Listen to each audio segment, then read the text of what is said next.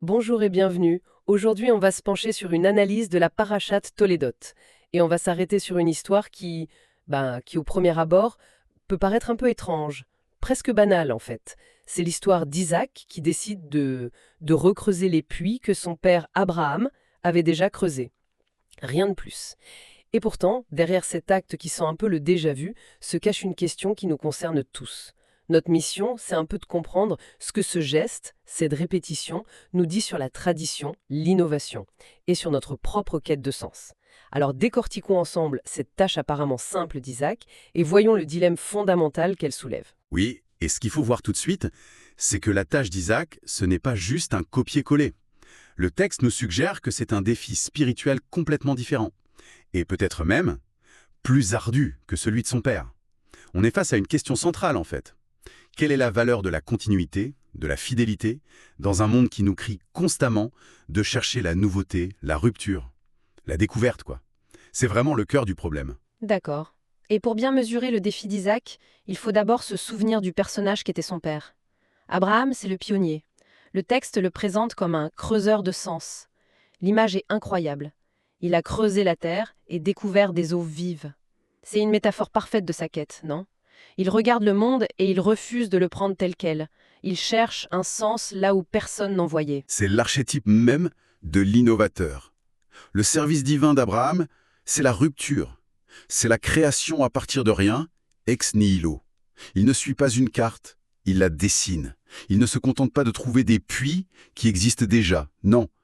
Il est le premier à sentir qu'il y a de l'eau sous la terre et à prendre la pioche. C'est un acte de foi et de courage absolument immense. Et ça me fait penser à cette anecdote géniale du Midrash. C'est une ancienne collection de commentaires rabbiniques, pour situer. On y raconte que dès l'âge de 3 ans, Abraham remettait déjà tout en question. L'image qu'ils utilisent est celle d'un homme qui passe devant un palais en flammes. Et il s'arrête pour demander. Ah oui, la fameuse question. Exactement. Il demande « Mais enfin, ce palais a-t-il un propriétaire ?» Il ne peut pas juste voir le chaos, l'incendie et passer son chemin. Il a ce besoin viscéral de demander qui est aux commandes. Quel est le sens derrière tout ça ? Tu mets le doigt sur un point essentiel. Ce type de quête, c'est ce que notre culture valorise par-dessus tout. L'explorateur, l'entrepreneur, le scientifique qui fait une découverte de rupture, l'artiste qui brise les codes. C'est notre panthéon des héros modernes. Le parcours d'Abraham, c'est le grand drame de la découverte. C'est l'aventure de la première fois. Avec l'adrénaline, l'excitation et ce sentiment incroyable d'avoir créé quelque chose, d'avoir laissé une trace. Il a bâti un héritage à partir de zéro. Voilà. Et c'est là que le contraste avec son fils Isaac est absolument vertigineux. Son défi à lui, il est à l'opposé du spectre. Le texte insiste lourdement là-dessus. Isaac ne part pas à l'aventure pour trouver de nouvelles sources, il retourne simplement déblayer les puits qu'Abraham avait creusés et que les Philistins, par jalousie ou par hostilité, avaient comblés avec de la terre. Il marche littéralement dans les pas de son père. C'est même plus que ça. Il y a une fidélité dans son geste qui est presque troublante. Le texte précise qu'il retourne exactement aux mêmes endroits. Et, détail qui tue, il leur redonne même les mêmes noms que son père leur avait donnés. C'est une restauration à l'identique, quoi. Il n'ajoute pas sa touche personnelle, il ne se dit pas « tiens, je vais appeler ce puits autrement pour marquer mon passage ». Non, non. Il restaure.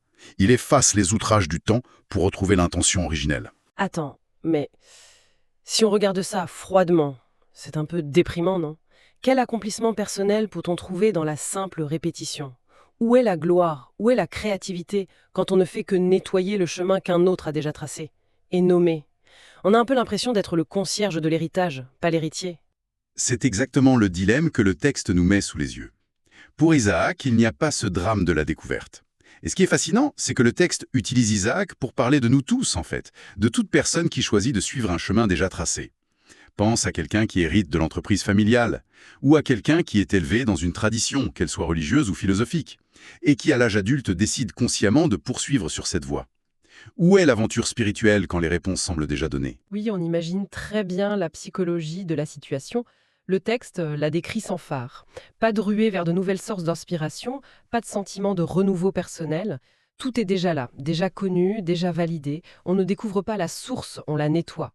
L'eau a déjà été jugée bonne par le père, le nom du puits est déjà choisi, la carte est sur la table, il n'y a plus de territoire inexploré à découvrir. C'est toute la différence entre le fondateur et l'héritier. Le fondateur, c'est l'euphorie de la création, le frisson du risque, l'ivresse de l'inconnu. L'héritier, lui, a la responsabilité écrasante de préserver, de maintenir, de faire vivre quelque chose qui, au fond, ne vient pas de lui. C'est un peu comme la différence entre Steve Jobs, qui a l'idée folle de l'iPhone, et Tim Cook, dont le défi immense est de maintenir cette innovation pertinente, fraîche, désirable, année après année. L'un a la gloire de l'invention, l'autre a la pression infinie de la continuité. C'est ça le défi d'Isaac. C'est une excellente analogie. Et ça soulève une question. Cette voie, la continuité, est-ce qu'elle est présentée comme une voie inférieure? Une sorte de plan B spirituel. Le texte semble dire que non, pas du tout. Et c'est là que les commentaires du Midrash et de Rashi, un immense commentateur médiéval, deviennent éclairants.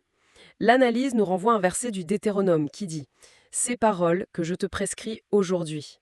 Le mot-clé, c'est « aujourd'hui ». Et le Sifrei, un autre recueil de commentaires très ancien, s'arrête sur ce mot. Il explique que la Torah et ses commandements ne doivent jamais être vus comme une ordonnance obsolète à laquelle personne ne prête attention. Au contraire, on doit les voir comme une nouvelle ordonnance à laquelle tout le monde s'intéresse vivement. Tout est dans la perception, dans l'attitude intérieure. Il s'agit de cultiver un regard neuf sur ce qui est ancien. Franchement, quand j'ai lu ça, ça a vraiment changé ma perspective. Rashi va encore plus loin dans son commentaire sur un autre verset. Il dit « Chaque jour, elles devraient être à vos yeux comme quelque chose de nouveau, comme si on les avait reçues ce jour-là même. » C'est une idée complètement folle en fait. C'est une injonction à l'émerveillement constant. Mais comment c'est possible? Comment peut-on s'émerveiller de la même chose tous les jours? C'est une vraie question. Et cette instruction, loin de résoudre les difficultés, elle la met en pleine lumière. C'est facile de s'enthousiasmer pour ce qui est objectivement nouveau. Un nouveau film, une nouvelle relation, un nouveau voyage. La nouveauté, par nature, génère de l'excitation. Notre cerveau est câblé pour ça. Le défi que décrit Rashi, lui, il est infiniment plus subtil. C'est ça, le fameux défi d'Isaac. Il ne s'agit pas de trouver du nouveau, mais de rendre nouveau ce qui est ancien. C'est de traiter les vieilles obligations, les traditions héritées, les vérités qu'on connaît par cœur, comme si on les découvrait pour la première fois. C'est un travail de l'esprit, ça. C'est maintenir la fraîcheur dans le familier, trouver de l'énergie dans la répétition. Finalement, c'est exactement le même travail que de déblayer la terre qui a recouvert le puits, pour retrouver l'eau vive qui n'a jamais cessé de couler en dessous. Et ça demande une force intérieure et une discipline mentale qui sont peut-être sous-estimées. Pense à un musicien classique qui joue une sonate de Beethoven pour la 1000e fois. Son défi n'est pas d'inventer de nouvelles notes, c'est de la jouer ce soir-là comme si c'était la première fois, d'y trouver une fraîcheur, une émotion, une vérité qui la rende vivante, pour lui et pour le public. Maintenir la passion dans un long mariage, trouver de la profondeur dans une prière récitée depuis l'enfance, voir la beauté d'un lever de soleil qu'on a déjà vu 1000 fois. C'est le défi d'Isaac au quotidien. C'est le combat contre l'habitude qui émousse les sens et l'esprit. Vu comme ça, on comprend que ce n'est pas du tout une voie inférieure. C'est un travail spirituel d'une autre nature. Creuser le premier puits, comme Abraham, c'est un acte d'affirmation de soi, de rupture avec le monde. Mais recreuser le même puits comme Isaac, c'est un acte d'humilité. C'est un acte de connexion à une lignée. C'est reconnaître que la vérité n'a pas besoin d'être réinventée à chaque génération, mais qu'elle a besoin d'être redécouverte personnellement avec un cœur neuf. Ce qui soulève une question fondamentale, que le texte laisse d'ailleurs en suspens, est-ce que cet effort intérieur, pour trouver du neuf dans l'ancien, peut être un service divin aussi significatif, aussi valable, que l'acte de création originel d'Abraham? Est-ce que le travail de Tim Cook, pour faire vivre l'iPhone, est à sa manière aussi grand que le génie de Steve Jobs qui l'a inventé? Le texte semble répondre oui. C'est refuser que la terre de la routine, du cynisme ou de l'oubli vienne combler les puits de notre âme. Alors, si on fait le bilan, on a ces deux figures, ces deux archétypes spirituels. Abraham, le découvreur, l'innovateur qui part de la page blanche, et Isaac, le continuateur, le gardien, celui qui trouve le sens non pas en créant du neuf, mais en approfondissant avec fidélité une tradition héritée. Et la grande leçon, c'est que ces deux voies sont des chemins valables et incroyablement exigeants. Et c'est un message qui va totalement à contre-courant de notre époque. Notre société obsédée par la nouveauté, la disruption, l'originalité. Le mot répétition a une connotation presque péjorative, non? Ça sonne comme un manque d'imagination ou d'ambition. Et ce texte vient complètement réévaluer l'acte de continuité.